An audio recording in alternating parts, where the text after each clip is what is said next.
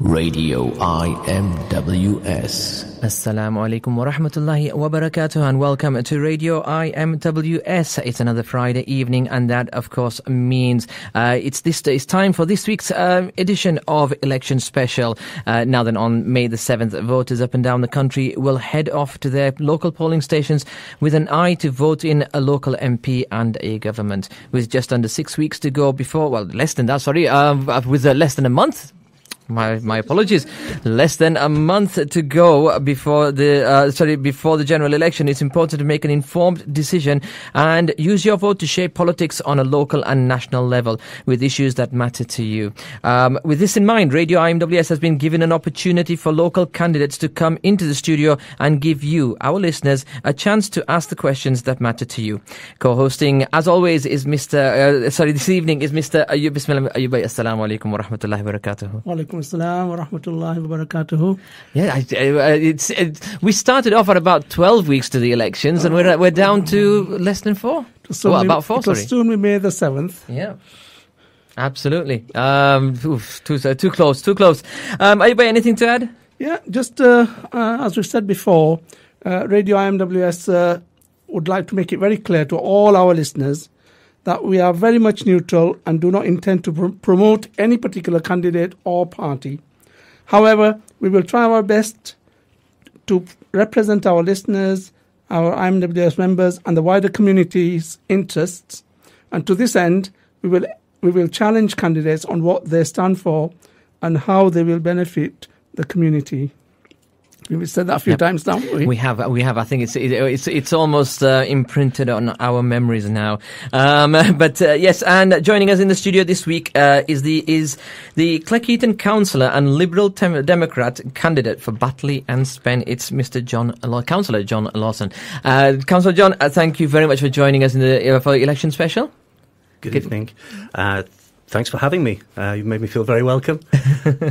We've only just started. It's a long way to go yet. Now then, okay, as always, our lines are open. You can give us a call on 01924505629. We won't be taking the calls just yet. We will be taking calls from about 10 minutes on, if you like. But as most of you have preferred so far, you can text or WhatsApp us your questions on 07460809218. If you want to ask a question, feel free to text or WhatsApp on 07460809218, or we will be opening up the lines very, very shortly. Now then, if I may call you John. Absolutely. I keep saying I might call you anything during the course of the evening. It's been a busy day. I'll probably answer to anything as well, don't worry. But John, okay, tell us about yourself and why you've decided to stand for Batley and Spen. Right, okay. Well, I've been a councillor in Cleckheaton for 5 years. I'm in my second term now. I had my successful last election last year. Yeah. A bit about myself, bit of background, I suppose. I'm a family man, father of two teenage boys who keep me busy, and I live with them and my wife in Cleckheaton. Mm-hmm. Yeah, one of the things that I've always really believed in is that what makes a difference really is not politicians, it's the people that they work with, and it's lacing those people together and making strong communities. And that's really how I got into this. I actually got into the politics side of it through a campaign against a closure of a local school. Right. And I wasn't actually politically minded then, but had a look around during that campaign and found that the Liberal Democrats were closest aligned to what my beliefs were, and stood for them in 2010. Right, okay. And why put yourself forward for the Batley and Spen parliamentary seat? Good question. I'd like to take the knowledge, I think, that I've kind of garnered over the last 5 years and make that available on a wider scale.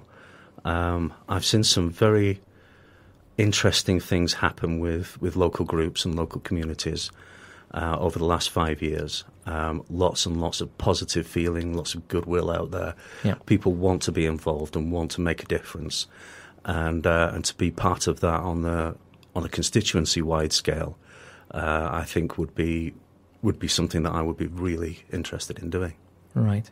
Okay, Ayubai, anything to pick up? Well, first of all, John, congratulations for being elected. Thank you. As the PCC for the Liberal Democrats in Batley and Spen. Thank you.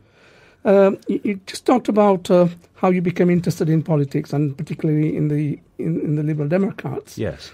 Through your interest and campaign for a local school. That's right. Yeah. Just tell us a little bit about what your views are on different types of schooling that we see prevalent nowadays. Your academies, your free schools. Where do you stand in terms of school development and a way forward for schools? It's quite a big question. Absolutely. This particular school you were campaigning for, was that an academy or? No, it was a primary school. It was a small primary school in my local area. My children went to it, and that was being closed because of the 3-to-2 tier. Because Kirklees had a 3-tier system in some parts of Kirklees before. That's right. So really, we weren't very keen on that because we had fears that it would produce bigger schools, and those bigger schools would be perhaps less personal and less suitable for younger children. We were unsuccessful in that campaign, but taking it through the campaign, what we realised was that we could still have a say and still get the ethos of the school. And I think it's the ethos of a school that's the important thing. When you're making changes, certainly, it's important to keep that ethos alive and well. Very difficult to make an ethos, though, if you're starting from scratch. So that's kind of how I got into that. But I think there is a place for most types of schools, because especially in Batley and Spen, we have a lot of different types of communities, and those profiles will suit most types of schools. I am slightly wary of free schools, and I've said so in the past, mainly because there is a danger that they can provide an over-provision of school places in an area where you've got maybe an authority school, a state school, and a free school competing and vying. I think that's probably a very unhealthy place to be as far as competition in schools go. I think there should be just one good school in an area rather than two competing for pupils. Where does the Lib Dem policies lie in terms of free schools and in particular academies? Because academies, we've seen a big rise and increase in academies recently. Yeah. What's the party, the Lib Dem party's policies on academies to start with? I think the important thing that we need to stress is that that the schools on offer are about managing education and about how we provide that education to our children. Now, the important thing to remember, I think, when you're organising an education like that, is to remember that it needs to be on a syllabus that suits the whole of the society surrounding it. So what we really need to do is we need to be able to have checks on syllabuses and make sure that they're up to scratch for the society that they're in. Do you think there should be more local authority control over schools? How do you mean? For instance, your free schools are independent of local authorities, whereas your state schools have the local authority have got more say and more involvement in the running of those schools. That's right. I think there is a place for both, and I think where the authority is perhaps struggling in terms of money, then the free schools can have a place. So you're saying you're happy to actually give the control of a school over to a big business like Tesco's, for instance? No. Because that's what, in fact, a lot of free schools and academies may be. No, I'm not a fan of big business in education, though, I've got to say. So you're saying you're okay with academies, but you still want some control for the local authority to exercise. There has to be, and it's only by it's only by an authority, a local authority, having some control that we can have some, and Ofsted as well, is having the maintaining the standards of education that we would expect our children to need when it gets back out into the economic world. Because the present government, and it's a coalition, so the Lib Dems are a big part of it, they've been promoting academies and free schools. Yeah. When you say a big part of it, our government is our part in the government is outnumbered 5-1. Yeah. So we do have a limited influence, and I think we do well to actually achieve what we do achieve. But we can't win every argument, I'm afraid. What about faith schools? Where do you stand on faith schools? How do you mean? Because I don't see.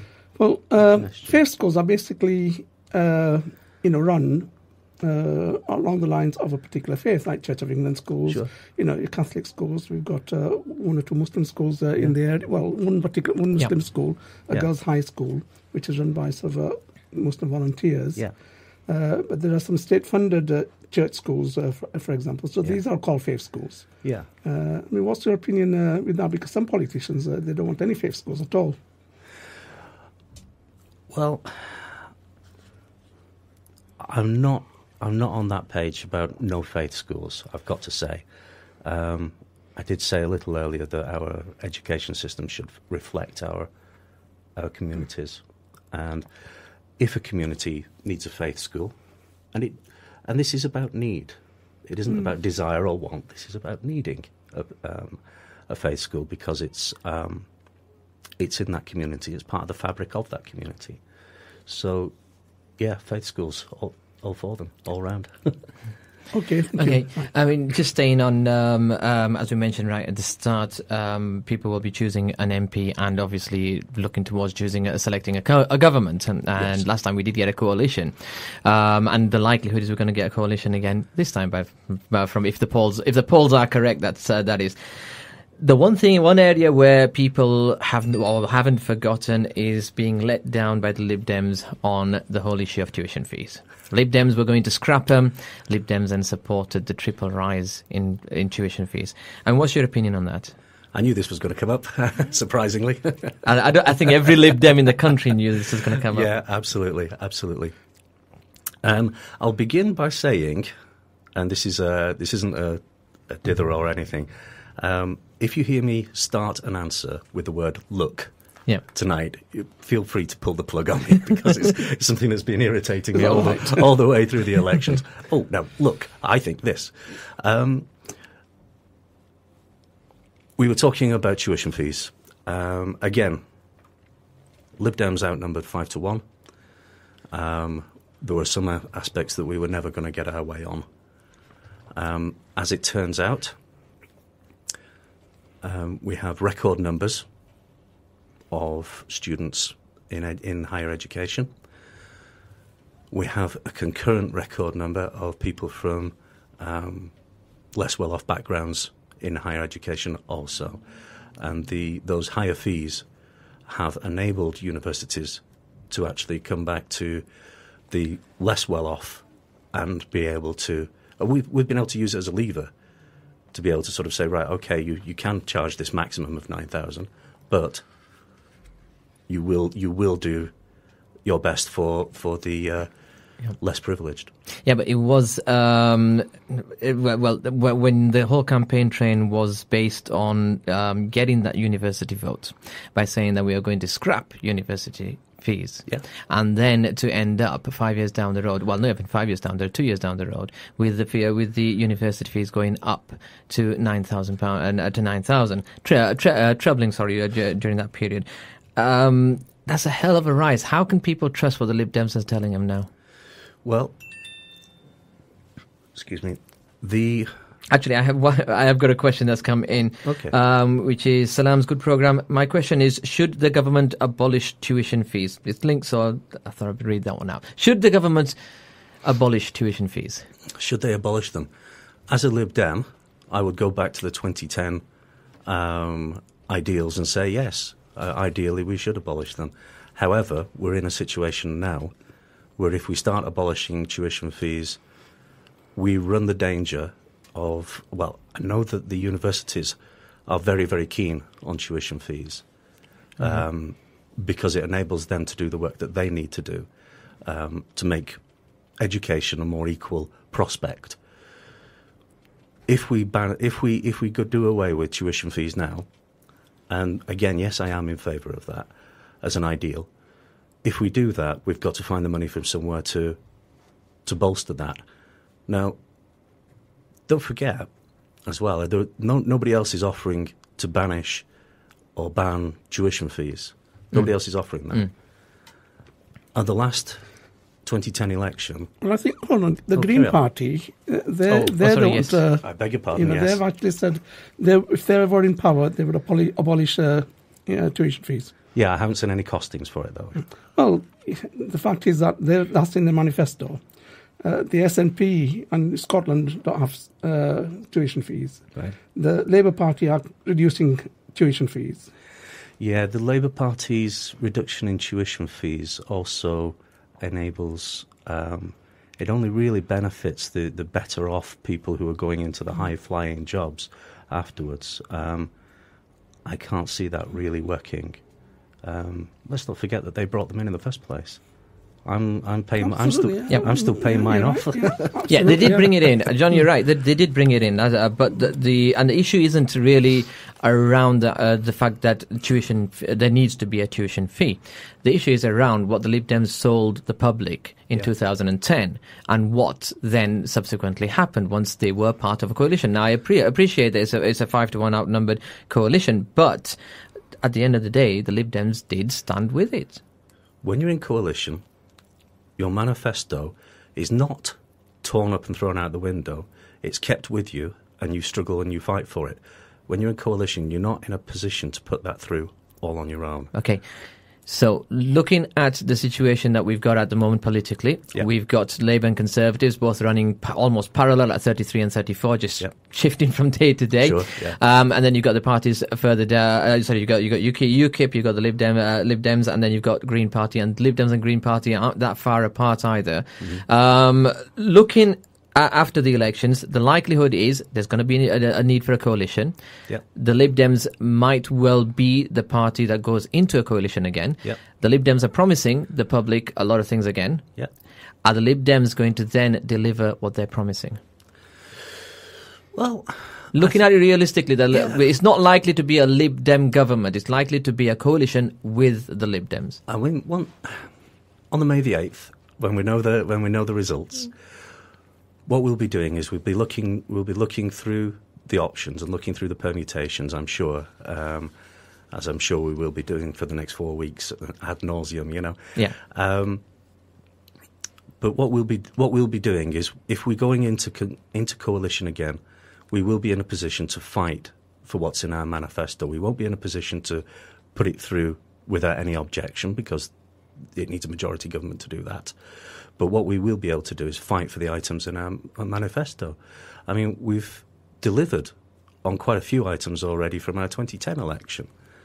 We have the £800 tax relief for middle-income working families. We've got 6,000 more doctors in the NHS. And we've delivered on quite a few of our manifesto items. So people just tend to get hooked up on that tuition fees one. Okay. I have got one question on tuition fees, and then we can move on from there.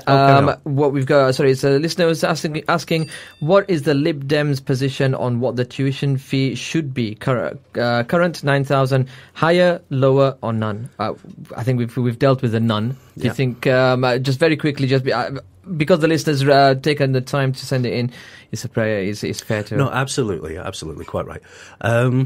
At the moment, I think it's probably just about right. In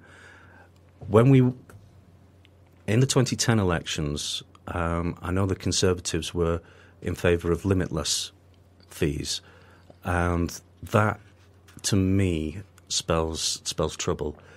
We have to have these fees capped, and I think under review, I think it just about now is just right. It's just about right. Okay, high, low. Sorry? Low or high? Preferably low.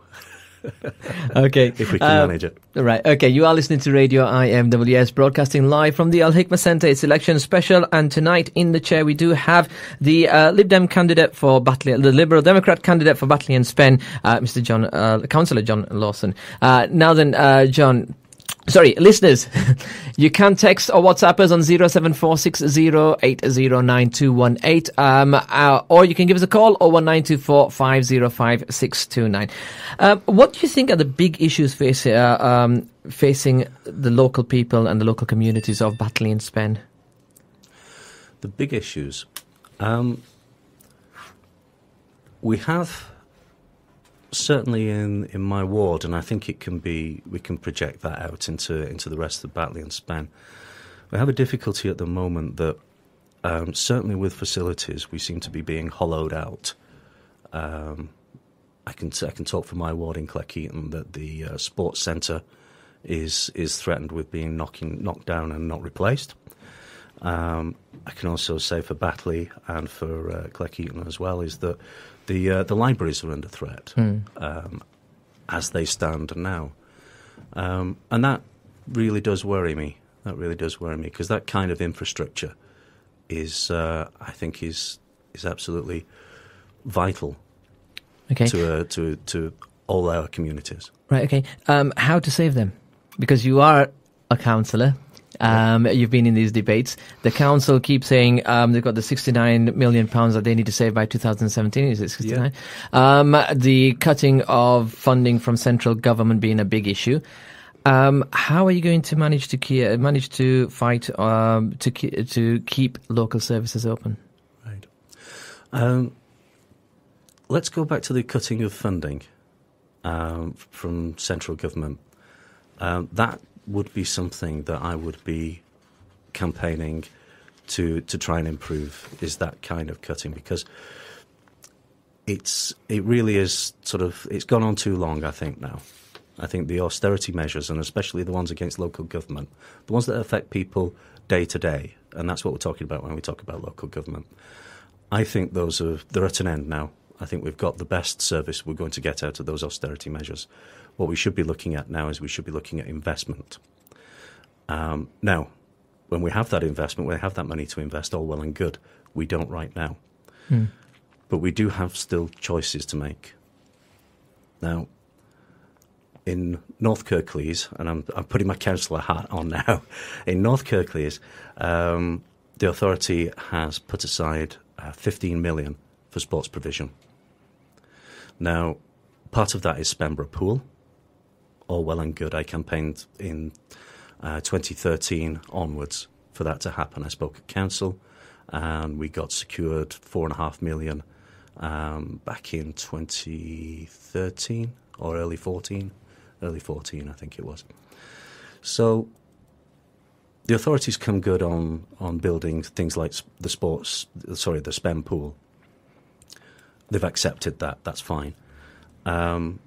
But now we've got issues like the libraries and issues like we'll keep to the sports thing. Right. The sports centre could be built for £2 million, and what we'd be doing there is providing sports provision for up to about 50,000 people in the Spen area and beyond for the next 20 or 30 years. And that per capita, that seems, or per visit even, that seems like good value for money to me. Right. Okay. So, do you think the sports centres and the libraries need to be kept under the control and be run by local councils? They're not at the moment. It's the arm's length KAL that are running them at the moment, that are managing them at the moment, and that seems to be a good model. Right. KAL in particular seem to have a very strong grip on what they're doing and seem to be going from strength to strength. Now, with things like the sports centres. What we've seen other people volunteering to come forward. If it's based near a school, let the school run it. Yep. And if there's any surplus from it, invest it in the school or invest it back in the sports centre. It seems fairly straightforward to me. Right. But because amongst the pledges, on the Lib Dem manifesto, it is strengthen community rights to run local services, which is what we're seeing at the moment about local friends of groups coming in, taking control and running. But isn't that going to then dupe some certain people out of jobs, like for example with the libraries? And isn't that basically going down the route of asset transfer? So the council's assets are then going to be transferred over to the community, which is fair enough, and the community runs it. Yeah. But it's gonna cause certain problems, isn't it? I mean, people are going to be out of jobs over it. Yeah, of course they are. Yeah. So how's that going to benefit? Because the friends of groups as well, they'll have to find funding themselves. They won't be able to rely on the council anymore. No, one of the reasons why I've been working with friends of groups, friends of Skulls Rec and friends of West End Park and things like this, is that they are able now to go beyond the council. We've had them applying for landfill tax grants, so people like Biffa and Veolia who pay the landfill tax, they can apply to those grants where the council doesn't have access to that money. So for those groups, it's a particularly good mechanism. They can still apply to council for money, but the council can't access that money on its own, you see. But is there long-term sustainability in there? I mean, you're looking at volunteers running an organisation and being part of an organisation that is volunteer-run. So I know it's very difficult. So far, what I've seen there is capital investment come from those grants. So, my experience has been if you're running a park or something like that, you look for capital investment to build a new path, or you look for capital investment to build a new, whatever you're building, some new earthworks. Right. Okay. Now then, regarding, sorry, what other issues did you say? You mentioned the libraries and the sports. So what other big issues do you see locally? Well,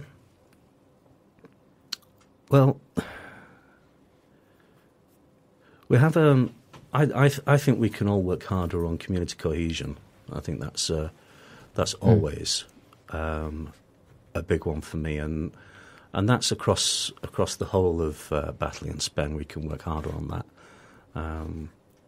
I would be very, very loath to see any cuts that are made in that area, because that's I think that's money well spent.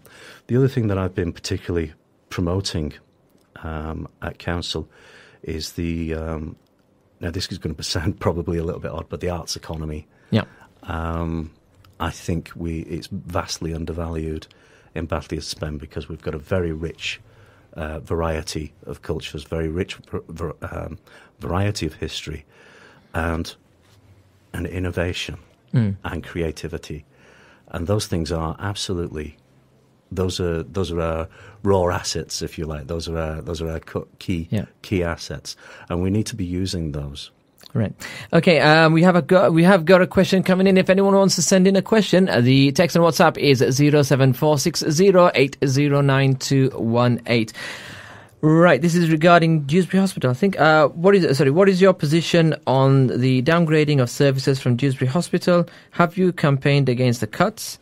The Lib Dems have committed to investing £8 billion a year in the NHS by 2020. Will any of these investments be used to save the cuts, downgrades facing Dewsbury Hospital? So if we take what is your position on the downgrading of services from Dewsbury Hospital? Now, I understand you were part of the scrutiny committee as well. That's right. Yes. Yeah. That's the joint scrutiny committee. With Wakefield Authority. Yes. On the Mid Yorkshire Health Trust. So we take in all three hospitals. It's DDH, Pinderfields and Pontefract. Yeah. Now, the reorganisation that they've been through is still being implemented.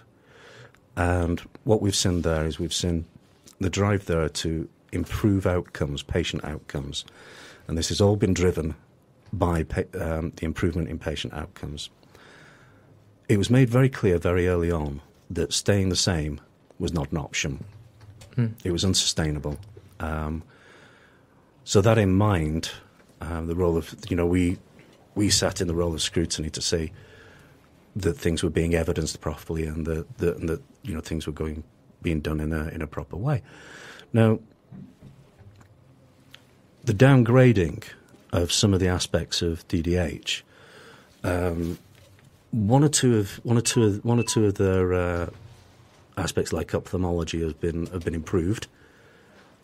It's all been really about centralisation of specialists, because we can't have a specialists area in every hospital. Yeah, that's just not financially viable. So it improves patient outcomes if we have those specialists in hospitals, in, say, Pinderfields or Dewsbury. So not each hospital can have a specialisation. Right. There was more in the text, which... yeah, sorry. What is your position on downgrading of services? So on the downgrade side of it, do you think the right decisions have been made?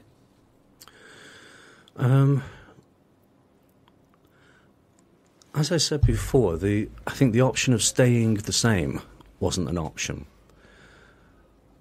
Were the right decisions made? Time will tell. What we need to do is be vigilant about how those outcomes are improved, if they are improved. Were the right decisions made? Okay. I think in hindsight, probably, yeah. Do you think it's a step closer towards sort of hospitals becoming nationalised? Nationalised? It is already, isn't it? It is privatised, you mean? Yeah, yeah. Oh, privatised. Yeah. Oh, right. Yeah. Sorry, beg your pardon. No, I don't really see how that works. No, I know during this last coalition, the element of privatisation that's happened has actually slowed down since the previous government. I personally want to shy away from the privatisation element, but that doesn't mean that we can't spend our money wisely and spend it more effectively and organise things in a better, more efficient way. Because the predicament for, the constituents living in Batley and Spen is having to travel from this area to Wakefield or and beyond. Yep. And to many, I think Dewsbury Hospital was a good hospital, providing some excellent services. Mm. And it's suddenly been just taken away. That's understandable. That's understandable. When people see things on their doorstep moving, it does feel like they've been taken away. We did. I know we did push for a bus service, and I know that there is a bus service, but it's not ideal. It does many other things.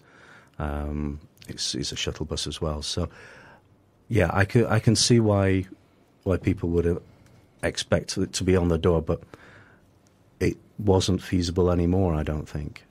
And to simply shout about it not being there anymore isn't. It's not that it's not realistic. It's just that it's not useful, if you know what I mean. And cool. Okay, just getting back to the listeners' questions. The second question was, have you campaigned against the cuts? Now, we need to point out, because you were on the joint scrutiny committee, you actually couldn't. That's right. You could not protest against it because you were on that panel and you had to stay neutral on that one. Bound by terms of reference on that panel, Yeah, so therefore you couldn't. The Lib Dems have committed to investing £8 billion a year in the NHS by 2020. Will any of these investments be used to save the cuts, downgrades facing Dewsbury Hospital?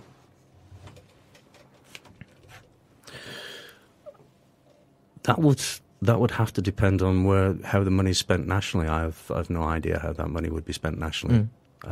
All I can say that if I was campaigning as an MP, then certainly I would be addressing how we could take some of that money and use it wisely. Yeah. Okay. Now then, just coming back to the downgrading of Dewsbury Hospital, and for the matter Pontefract, of course, as well, but. One of the things we found was that in its very early stages, it was all been mentioned about reaching foundation trust status, etc., etc. Oh yes, yeah. We then had the whole Staffordshire issue. Yeah. We had the Francis report. Yeah. The issue of reaching foundation status suddenly disappeared. Yeah. A lot of public meetings heard differing statistics from the trust directors and the board. That's right. People did not have confidence in that, and the scrutiny panel didn't have confidence in that. No, we didn't. We called it in with the government watchdog. Yeah. Right. So do you still think that this was the right decision, though? Because if there's a lot of questions that have been raised about this, and we did have Mike Wood sat exactly there last week, and he mentioned there's 4 of the elements that were spotted in Mid Staffordshire which are present in Mid Yorkshire Trust hospitals today. Yeah. Well, I think I've had this discussion with Mike that no change was not an option. They had to change what they were doing. Because it was just they were in an unsustainable position. Now, I think time will tell. Like I said, time will tell whether they made the right decisions. Yes, we did call it in because we did feel as though there was a lot of unanswered questions. However, I think it's called the gatekeeper. It sounds quite sinister, but they said that there was no case to answer. So, unfortunately, we have to take that from Whitehall. Right. Okay. Now then, regarding tendering of services, the CCG came in April 2013. Yeah. Obviously, there's a lot more work that's been done or been put out towards GP practices as well now. Yeah. We've got a downgrading of a hospital where the A&E and the maternity, 2 of the biggest users, and of course, the children's ward is literally gone. It's become a child assessment unit now. That's already up and running. Yeah. So to the main reasons why that people locally could rely on the hospital, because it's in the case of emergency that you want your hospital to be able to deal with you. Yeah. That's going to get downgraded. You're going to have people in Cleckheaton possibly looking towards Bradford as the closer emergency department, Murfield as Huddersfield and closer. Yeah. Isn't that going to reduce the number of people coming to what's left of the emergency department, the A&E at Dewsbury, and ultimately reach a point where it's no longer viable to keep open? Yeah, the financial viability of it would be threatened. Is that what you're thinking there? Yeah, I have to agree. I've had the same concerns. I have. I think the explanation we've heard is that with improvements in triaging the ambulance services, what we'll be getting is a more focused service, so that if you're very poorly, in a car accident, something like that, you'll go to the place with the best services. Whereas if you're wanting walk-in, they still have walk-in at DDH. They'll still have it. It just won't be as full on as it was. Yeah. That's it won't be as full on as it was. But isn't that going to encourage people to go elsewhere? I don't know. I think if my son's sort of taking a tumble or something like that, I'm still going to take him down to DDH. Yeah. So I don't think it's not going to be something that I'm going to immediately think of is to go to Bradford or to Calderdale or something. I'm going to still be bringing him down here. But aren't you, if you got, say for example, you got a stomach problem or something like that, you're looking at it and thinking, well, I could go there, but I might get transferred there anyway. Might as well just go straight there. Well, I think the trust's opinion on that would be, please go to a walk-in. If it's a stomach problem. Well, they're struggling with the A&E department in Pinderfields. Yeah. They are struggling to cope. Yeah. And the maternity in Pinderfields, the figures, I had the figures for 2012, and the figures for 2012 in Pinderfields for birth and Dewsbury for birth, I think, if I remember rightly, they were either very, very close or Dewsbury just had the lead. Right. With such a busy maternity ward, why didn't it get moved to here? Well, it's an easy answer on that one, I'm afraid. But that was a bit cheeky. I mean, my apologies for that. But right. it is a fair point that when you've got 2 maternity departments that are really, really busy, surely we should be looking at, for the best clinical, if we're looking at it from a clinical perspective, surely we should be looking at strengthening both to be able to cope, rather than amalgamating or rather turning one into midwife-led. Which is going to then create a greater demand on the other. And there's questions as to whether that the other, as in this case Pinderfields, is going to be able to cope with it. Right. I share your concerns. I really do, because it was one of the questions I had as well, was, should we be doing this? The trust itself has evidenced that outcomes will be better for mother and child if they amalgamate the two. What sort of evidence did they present? It's statistical evidence, and from other authorities as well. That's kind of what we were presented with. What I would be very, very hot on is the transition, and I did suggest that we should perhaps be looking at side-by-side running, where we've got both systems up and running before we transfer, just so that we don't have any dropping through between two stools, you know. Okay, we've got another question come in. A lot of the public campaigned against the changes. Petitions were signed and the consultation was also criticised. Is it democratic to ignore the views of the public? Again, regarding the downgrading of Dewsbury Hospital. Right. No, but as far as democracy goes, all for that, you know me, I'm a Liberal Democrat, yep. You know. The trust itself, I find myself explaining the Trust's position on this for some bizarre reason. I don't know quite why. Possibly because I was on the scrutiny panel. But I know that their rationale... sorry, what was the question again?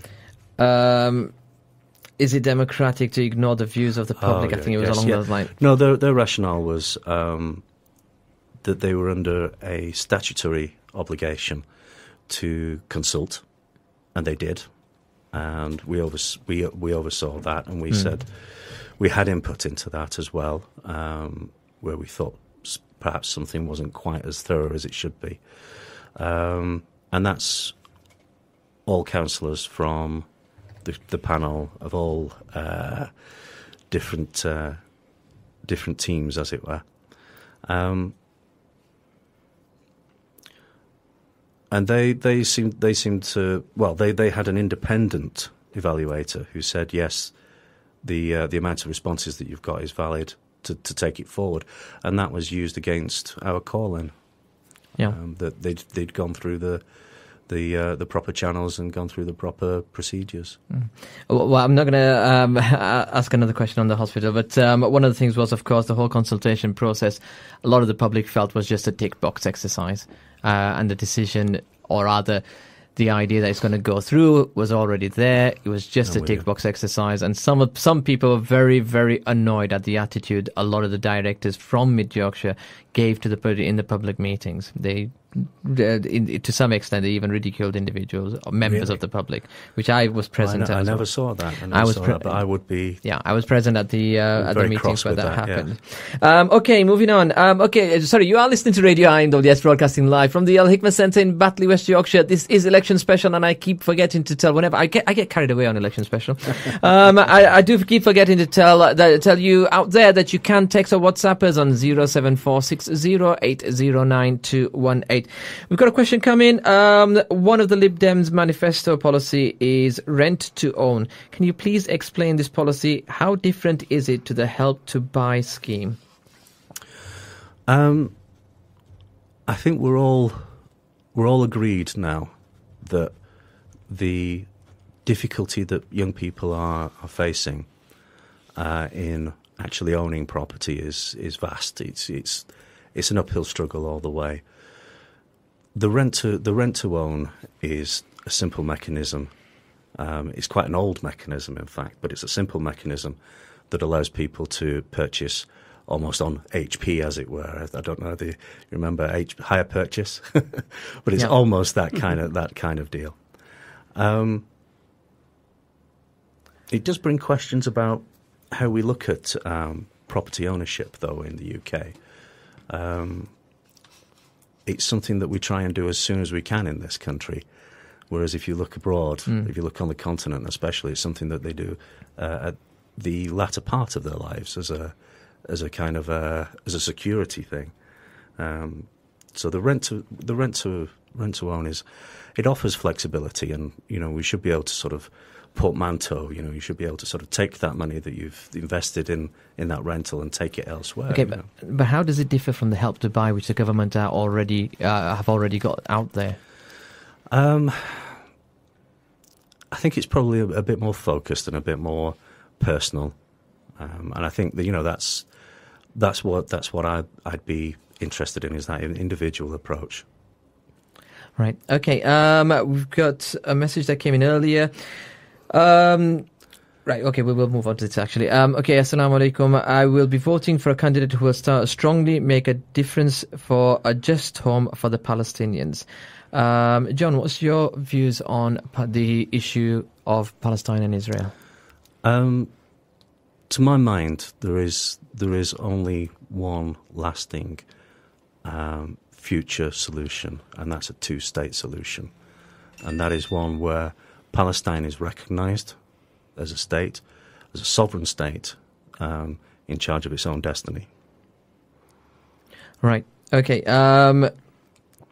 I've got another question that's just come in on the same lines. My voting decision in the general election in May 2015 will depend on the candidate's position on Palestine. I will be more likely to vote for a candidate to become an MP who, firstly, calls for an end of the siege of Gaza. Absolutely, yes. Yep.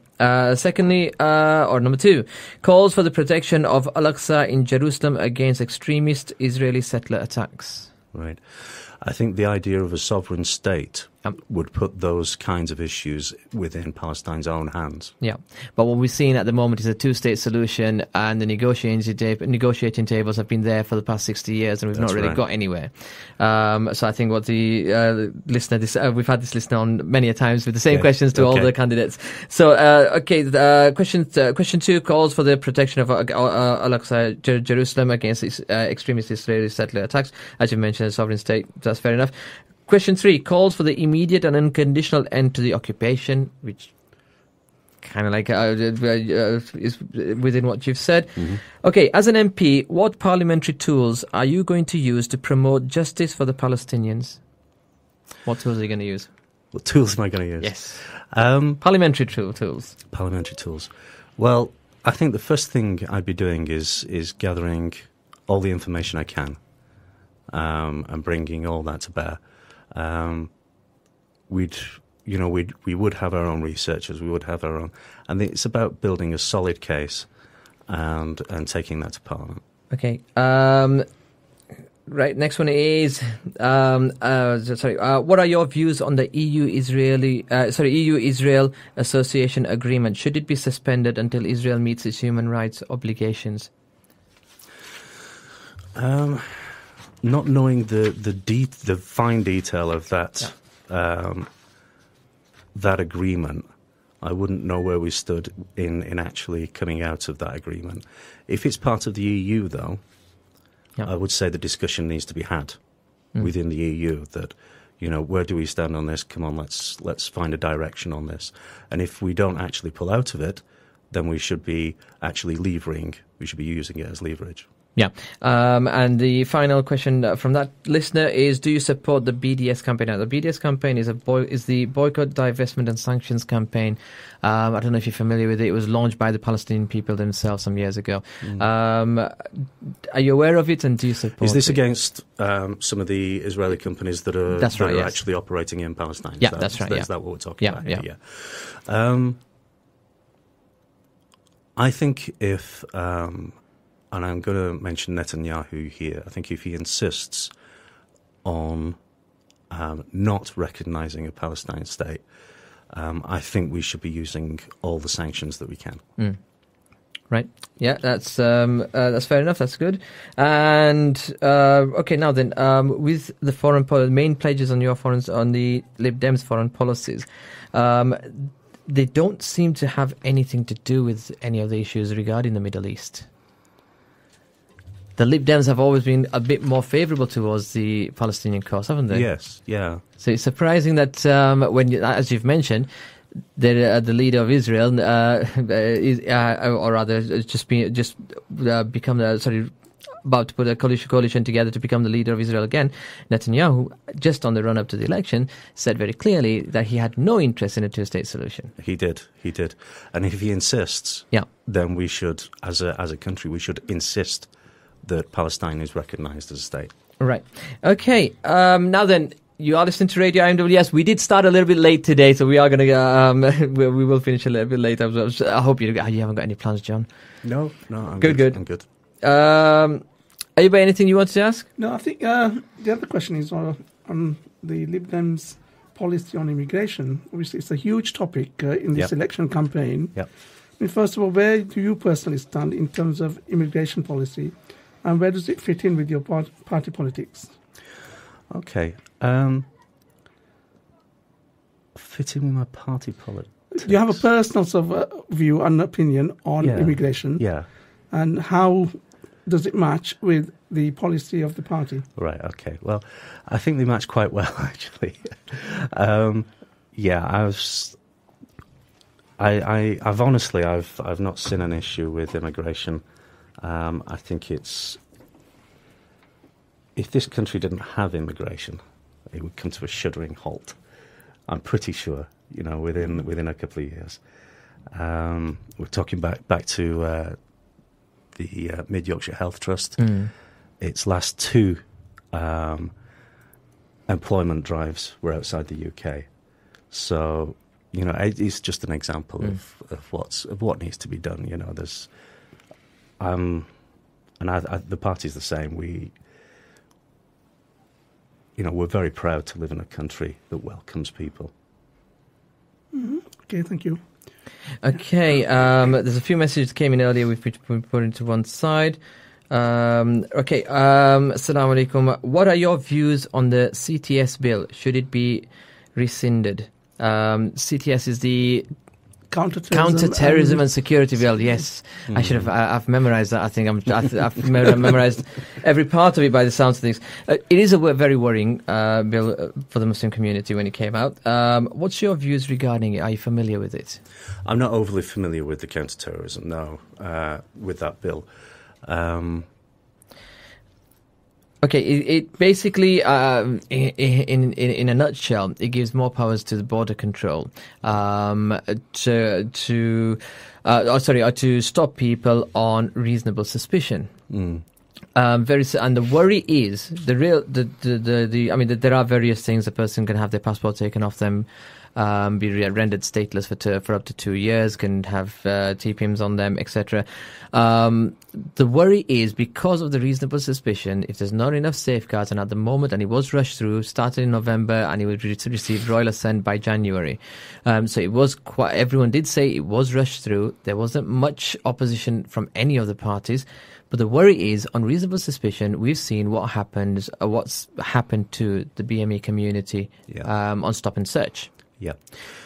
One of the difficulties with reasonable suspicion is that it's subjective. What you're doing is you're putting a very powerful tool into the hands of somebody who might not know the full ramifications, if you know what I mean. But the reasonable suspicion, I've always been very suspicious of it, if you like. Yeah. I'm not. It would need proper safeguards if you were going to insist that this was kept in place. I would want to see more restrictions on it. I think more safeguards on it. Right. Because the stop and search aspect of things, especially, is very divisive in a community, and reasonable suspicion can very quickly become unreasonable suspicion, especially when it's divorced from what it's actually supposed to be used for. Yeah. Okay, it's not fair to ask you on the counter-terrorism and security bill itself because you're not that familiar with it as such. But I am going to ask you because, as I mentioned, when it went through Parliament, it went through very little opposition. Yeah. It never went to a vote. It was a cross-party agreement. Right. So taking that into consideration, it's very much a case of your party, as did Labour and as did the Conservatives, agreed to bring this law in. Sure. Now, you've got a constituency that's got a very heavy Muslim population who are scared because we don't know if we're going to end up in worse conditions than what stop and search rendered some people, or members of the BME community rather. That being the case, you might have to speak out against your party. Are you willing to do that? Willingly. you look at me and smile, and I've got to say willingly, because it's my own personal view that if somebody votes for you, there's a personal contract there between you and the voter, and if your communities need support, if they need your voice, then you have to give them your voice. Second to that comes the party. Right. Okay. We've got another message that's come in. Question for Councillor Lawson. Do you think crimes of hate, particularly against Muslims, is on the rise? If you are elected, what do you propose to do to tackle this?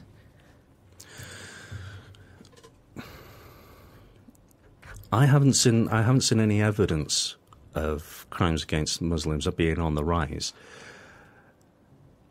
Not in statistics. That's because the specific statistics didn't exist until very recently. That's right. So we're not seeing any increases per se. As far as atmosphere goes, there is a kind of an uncomfortable feeling that perhaps with the Muslim community is being targeted. Now, that's something that I'm uncomfortable with. I'm uncomfortable with that. What would I like to see done about it? First of all, education. I'd like to see more people educated about each other's cultures, about each other's histories, for a start, and about how they go about their lives. And I think it's only that way, really, that we can go. People have talked about hate crimes and sentencing. That has to be done by the law. That has to be done to the law. I can't immediately say, oh, right, that's it, we need to increase sentencing or anything like that, because that's a knee-jerk reaction. It needs to be a considered thing that's going to work, rather than something that's not going to be effective, if you know what I mean. Yeah. I mean, one of the things about Islamophobia is there's a part of it is blamed upon politicians, or some politicians, even to an extent some party policies, and the media, because it sells papers in certain cases. I always say there's always more innocent people than there are guilty, otherwise you'd have more prisons and less homes. But the fact of the matter is, it's being driven out there. What can be done to stop to at least, as you mentioned, education? What can be done to educate politicians and media to actually start showing some of the better sides of various communities, of the Muslim community? The media seem to seesaw between freedom of speech and the cry for social responsibility among politicians. And it is very much Dr. Heal Thyself. It's the media has had a propensity over the last, I would say, 2 decades of looking to America in its fear-mongering and in its scapegoatery, if that's a word. It is tonight. It is tonight. Good. So yeah, I'd be looking for certain sections of the media to just tone it down a bit. You know, come on. But as far as education goes, I think there's a lot to be done there. I think we can certainly work with education. Yeah. I mean, some of the things that we've seen, debates that have been seen in Parliament recently, and when I say recently, within the last year, there's been debates on halal and sheshta meat, slaughtering, ritual slaughter. There's been debates on the Muslim veil. Something I'm not very comfortable with actually at the moment is the halal stuff that keeps getting brought back to debate. Yeah. Surely, come on, we've had that debate now. We're on with it. We must bring a sense of closure to that. That these practices are cultural and they belong where they belong. I'm uncomfortable with the idea that we keep going until we get a change and we get it the way we like it. That's. Yeah, and the same thing about the Vale. The Vale's been in and out. Well, it's been in during the last 4 years twice. Yeah. That's actually same issue then. Yeah, same issue, same. To be honest, same MP. But here, the second time he did go to a second reading, whereas the first time he dropped out on the first one. Right. So there's an increase, or he's increasing some level of support. Where would you stand if that happened and you were the MP for Batley and Spen? You mean vote against or would you be in Parliament arguing the case or which side would you be arguing on on regards the ritual slaughter and the Vale? No, there is a basic liberal tenet that says there is an appropriate area of freedom for every man, as long as it doesn't impinge on the next man. Yeah, and I would see neither of those things impinging on the next man. Yeah, yeah, and you'd be happy to stand there in Parliament and speak out for us. Absolutely, yeah. Okay, we've got a question come in. Considering the party scoring so low in opinion polls, in hindsight, was joining the coalition government a positive step for the Liberal Democrats? Absolutely, it was. Yes, we've got a lot. We've achieved a lot. I think we have. One of the biggest things I think we achieved was certain parties have been promising a revolution in politics. I think it's already happened. I think it happened in 2010 when we went into coalition with the Conservatives. I think what happened there is we saw the death of the two-party politics, the pendulum swing from left to right. And I think we saw a modicum of common sense coming into politics. So did it serve us well? We will see on May the 8th. Right. Okay. Okay. I just want to come back to the local side of things and we just got a question, but I would just want to come back on the local side of things. Now, we're looking at whether it's Batley, Cleckheaton, Heckman White or Birstall. The town centres themselves. Don't forget Liversidge and Gomersall. And Liversidge and Gomersall. My apologies to the people of Liversidge and Gomersall. I'm glad you remembered, though. That works for you. Obviously, it's been tough times. For some towns more than others. Yeah. We've seen Batley Town Centre where the Boots Chemist is going to go now as well. Commercial Street in particular. Yeah. There is some regeneration in the food trade there, the fast food trade. Yeah. But the shops along Commercial Street have gone. The last standing shop, which was Candyman's in the Batley Shopping Centre, that went now. We've got an entirely empty shopping centre owned by the giant with the big car park. Indeed. How can you regenerate the town's fortunes? Or what would you do to regenerate the town's fortunes? Well,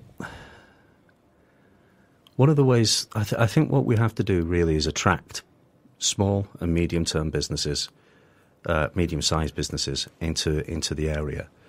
Now, how do we do that? Well, there's a couple of ways. One, we make Batley a good place to be, which it is, of course, but we make it a good place to be for business. How do we do that? Well, we get thriving business there. Now, there are a couple of things that I would be supporting. One are startup businesses getting business rates rebates or holidays as they do at the moment. That's a start. But to try and get them on the map locally, I think we'd have to make sure that businesses were looking at Batley, especially as a centre where they can come and they can prosper. Part of that is, I've mentioned it earlier before, is part of one of the things that we can do is we can make sure that the arts festivals and things like that carry on, because we know that those bring, for every £1 that's spent, £4 is brought in for business. We've seen it happen with the Festival of Light. We've seen it happen with the Folk Festival in Cleckheaton. And those kinds of vibes going in a town, if you like, are very, very useful, very, very healthy for business. Yeah, but the thing is, a lot of those which have been supported by the council are no longer going to be supported by the council, isn't that right? I have been campaigning as a councillor for them. Yes, there are cuts on the way. I mean, what are the big issues regarding renting property within the town centre? I know a lot of the property is privately owned, but other than that, because a lot of businesses have come up to and said it's very, very difficult to actually open up a business that's going to be viable in Batley when council are breathing down our nose, down our necks, asking for business rates. Yeah, I think that's an eminently sensible thing to say. I'd be looking to try and be creative with what we can do. You know, do we let people take a startup holiday from business rates and earmark that as regeneration, straightforward? You know, a straightforward exchange. We'd have to look creatively about how we use the money that we do have left, or the money that we take as revenue from business. Okay. Now, you've mentioned arts a couple of times, and I want to pick you up on that one because I'm sure you'll be aware of Creative Scene, who have got £2 million to spend in North Kirklees. That's right. And so far, we're not... we're 2 years. In fact, actually, it was 2 years ago they actually got the money. Right. They were supposed to be spending it by the end of this December. I think they've got an extension on that. The public haven't seen anything, really. There's been a little investment into the Batley Festival. That's fair enough. Right. And there was a little bit when we had the winter fair in the shopping centre around Christmas time. But generally speaking, the public haven't seen anything. There's so much creativity. Why isn't it getting funding? Right. First of all, I was at district committee a few weeks ago now, and I'd just like to congratulate the Gujarati Writers Group. They got an award there. Yeah. Very nice to see them, people coming over from America and supporting the group. Fantastic stuff.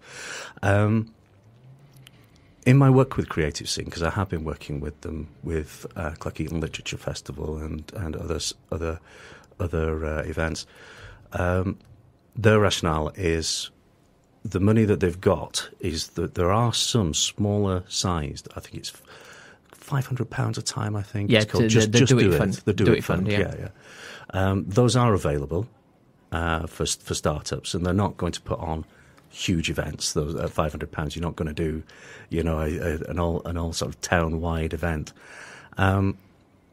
What they've been saying is that the money that they've got is for making networks, so that people are actually making festival networks amongst themselves, and it's actually investing in that infrastructure, if you like. And that's what they've been telling me, and I've seen it happening. Right. So what they've been doing is they've been supporting with things like advertising, things like social networking and stuff like that, and putting people on the map, basically, and bringing techniques and ideas from elsewhere, and trying to make them work and see what happens in the area. £2 million sounds like a lot of money, and in an area like North Kirklees, it would probably do a lot of good. Who's right? Do we want the one-off cash input, or do we want the infrastructure that comes with it that they're promising to buy? Yeah, but surely with the infrastructure, what you need is the public participation or the public involvement in there as well, because obviously the public and the whole idea is to engage people who don't normally engage with those forms of art into that art. So then you leave behind a legacy. Otherwise, what we're going to have is 2 or 3 Batley festivals with funding from from that pot. Yeah. We're going to have a few market things that are going to happen here and there with, again, funding from there. Yeah. We're going to have these events, but there's not going to be a legacy. There's not going to be something it's not going to be a springboard to create, or rather to build the creative economy that we're talking about. Right. Without the networks, though, we can't mesh the society that will produce that. The creative society that will produce that ongoing kind of mentorship, if you like, between artists and between creative people that is needed. Because you get one person who's got a good idea, they go, they do the work, but the idea is, I guess, is that person is a magnet. Yeah. They might leave, they might fall off the tree, go somewhere else, or what have you. but what you're doing is you're attracting a group of people, so you're attracting people all the time. Right. Okay. You know what? I could go on with that for all day, all night, but we won't because. But I agree with you. I think the creative economy can actually bring in a lot within Batley and Spen. It's enormous. It's hugely untapped. Yeah, absolutely. Okay. Question in from a listener came in a while ago. What are your views on the Lib Dem proposal to scrap police commissioners, police crime commissioners, despite the fact they were brought in as a pledge in the 2010 manifesto? How will the police be made accountable if the commissioners were scrapped? If the PPCs, Yeah. sorry, PCCs. Yeah. I've got to get that right. Yeah. Don't scrap the PPCs, for goodness sakes.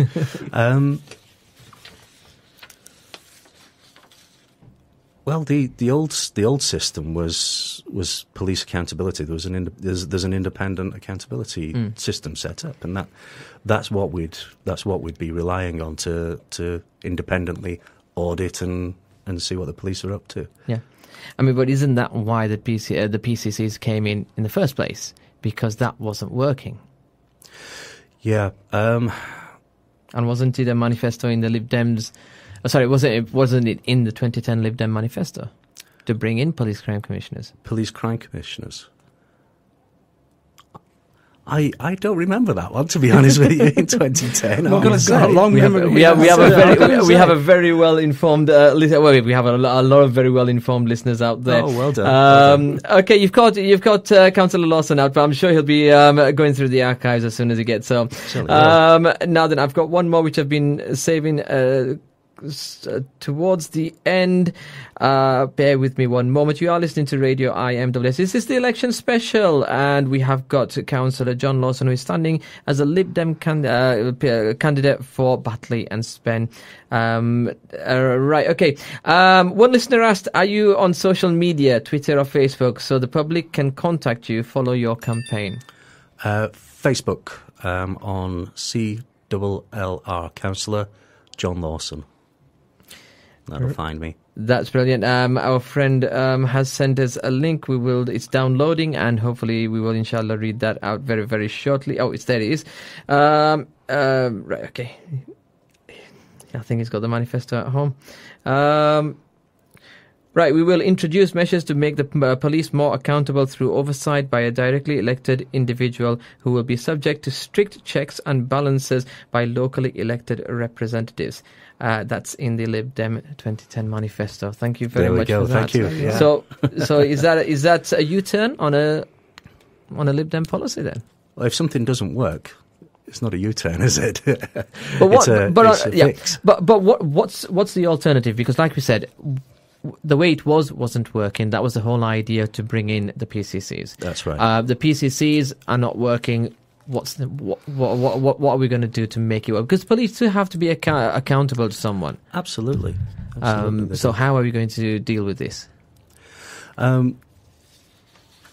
don't know. Again, we'd have to sort of do our research and look at what options there are open. Whether it would be a cross-party commission that said, committee that held a responsibility for that oversight. Maybe that would be a way forward. Right. Okay. Okay. I thought we had one more, but no, that's not it. Right. Anyway? No, I think we might have come to an end. Yep. Okay. Well, Councillor John Lawson, thank you very much for joining us on Radio IMWS Election Special, and we wish you the best of luck in your campaign to become the next MP for Batley and Spen. Really thank you very much. Brilliant having you here on Radio IMWS. And no matter what happens, we do want you to come back here, because one way or the other, there's political questions to be asked. Absolutely. And you're back here for the hustings, aren't you, on the 19th? That's right. Yeah, that's right. Yes, we do have to. Yeah, we do have to remind our listeners about that. We have got the hustings taking place here. It's the Batley and Spen hustings taking place here at the Al Hikmah Centre on 28 Track Road, Batley, WF177AA. It's going to be taking place on Sunday, the 19th of April. That's not this Sunday, Sunday after, from 6 p.m. and until 8 p.m. Or roughly 8 p.m. And we have got confirmation from John. We're very pleased to get you on board. I think we got you on. We must have been the first people to talk to you after you got selected. I think probably you were, yeah.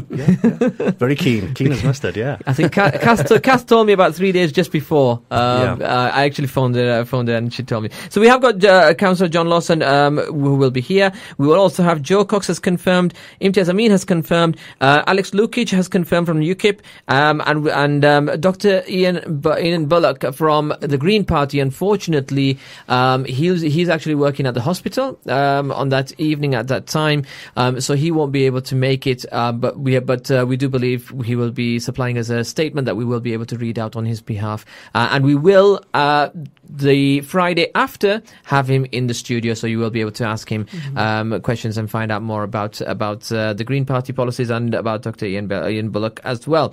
Coming up next week, we will have, inshallah, we'll be dealing with local elections. The council elections are around the corner. Right. So that's going to be interesting. There's some interesting names that have been, and it was all announced today. I've got a sheet. I've got all the sheets down here somewhere. And yes, all the candidates for the council elections have actually now been named. The closing date was like yesterday. That's right. What do you reckon, John? Is it going to be interesting? Is there any seats that we should particularly look out for? No. Don't put me on the spot about that. No, it is going to be an interesting election. There's no doubt about it, both in the general and the locals. Yeah. In the last local election in Kirklees, we had no movement. Yeah. Which was unheard of. It was amazing. It will be an interesting turnout, I think. Yeah, well, there are a few interesting seats that I was having a quick look through, and I'll go through them, or we'll go through them next week. We will, inshallah, we're also trying to get hold of another guest or a guest organisation next week. If we do manage to secure that, we will let you know. So keep an eye open on our Twitter and our Facebook pages, and we'll let you know from there.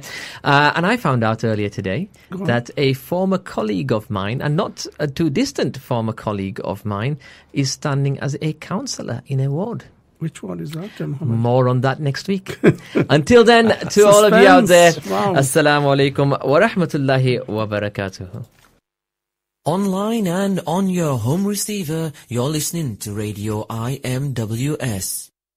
Join the women-only over 50s elderly lunch club every Monday from 12 p.m. till 3 p.m. at the Al Hikmah Center. Enjoy a meal in the company of friends as well as gentle exercise routines, including the use of treadmills and exercise bikes. That's the over 50s elderly lunch club every Monday from 12 p.m. till 3 p.m. at the Al Hikmah Center on 28 Track Road, Batley, WF177AA. For more information, call 01924 500 555.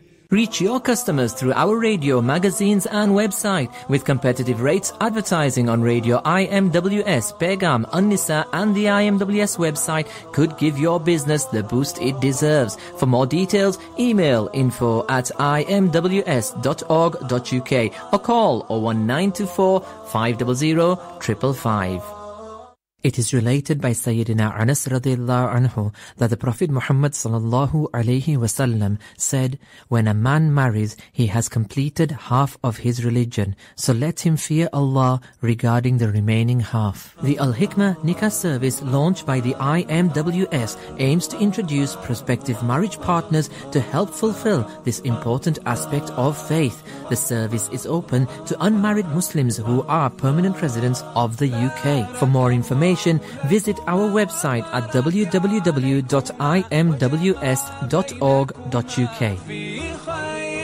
Radio IMWS.